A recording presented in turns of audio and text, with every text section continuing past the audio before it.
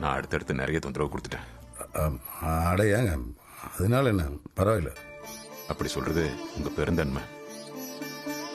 ஆனா என்னாலதான் கதிர் ஜெயிலுக்கு போற மாதிரி ஆயிடுச்சு.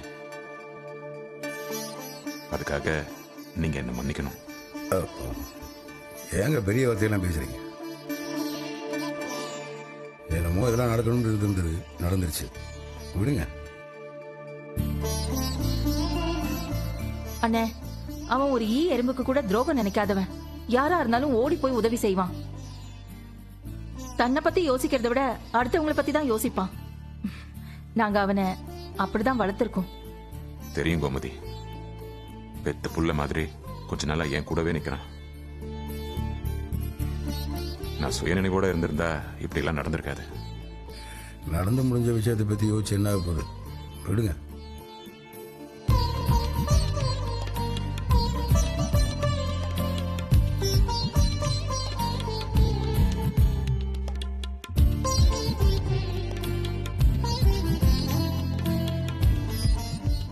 ஏன் அண்ணி, நீங்க எதுவும் சாப்பிட்டீங்களா?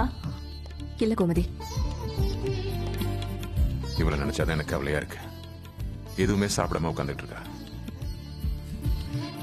ஏப்பா, உடம்பு முடியாதவங்களை பாத்துக்கிறதுக்கு நீ முதல்ல தெம்பா இருக்கணும்ப்பா. வடிவே,